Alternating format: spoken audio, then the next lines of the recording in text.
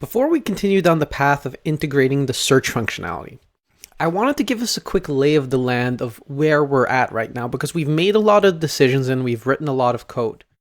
But that code creates a specific infrastructure. And so over here we have our phone, right? And we're targeting our phone for Android and iOS. And over here is what we would consider our code base. This is our code that we're writing, and we've structured it in a certain way. So we have our navigation. So our phone comes in, sends a request, and the navigation kicks in. And the navigation has certain features, whether it be restaurants right now or later on search and map. And the features use styled system in order to make up the components and style them for the phone.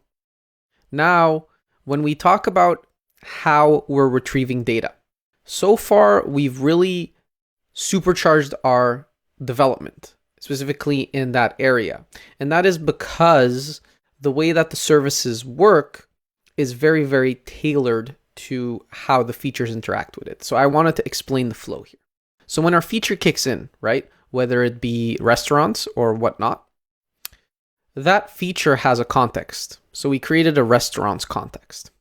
And so features, right, the restaurant feature in this case, gets the information from the restaurant context.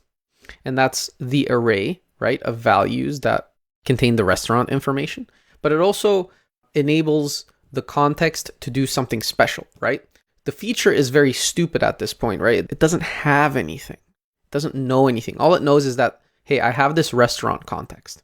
So the context is kind of our glue right now between the feature and the outside world. And so we structured this thing called services. And services came with a request and a transform. And the request is the request that we're doing to the outside world to get information, whether it be from Google or elsewhere. It could be any given API. It could be the Weather Channel. It could be anything at all. So our services serve the function of getting that information. Okay, so knowing that, we over here, our React context comes into play. Our feature is dumb. All it knows is at some point I'm going to get restaurants, right? I'm going to get this array of information. And our context is smart. It says, hey, well, I'm the restaurant context. And a context is nothing more than a component, right? We wrap it at a certain layer. It kind of acts like a component, but it's a bit smarter because it can share its state along the application. So the context is smart. And when it mounts, it says, hey, I'm the restaurants context. And I have this use effect. I have this lifecycle hook that's going to tell me, hey, I have a location. And this location is coming in externally, right? The feature is feeding the location into the context, for instance. It doesn't really matter. For this particular use case, we hard-coded the location inside of the context. It doesn't matter where it comes from. But the context itself is smart. It says, hey, I got a location. And so I've just mounted, for instance. I've just mounted myself or something is updated. And based on that information that's coming into the context, it can make decisions.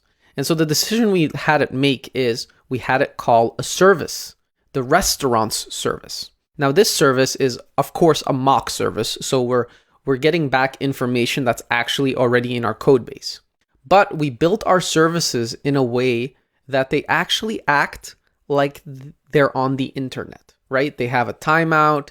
They're wrapped in a promise, which is something that has to come back to us. It's not immediately available. So the services act as if they are real API calls. And we structured the service in such a way that later in the course, when we do decide that we want to integrate with an external source, that we can just swap out at the service layer the request, and then the transform and the context should just take over. So all we need to do is formulate a request to an external service, and the rest of our infrastructure will just take over as we set it up and feed the feature with the information it requires.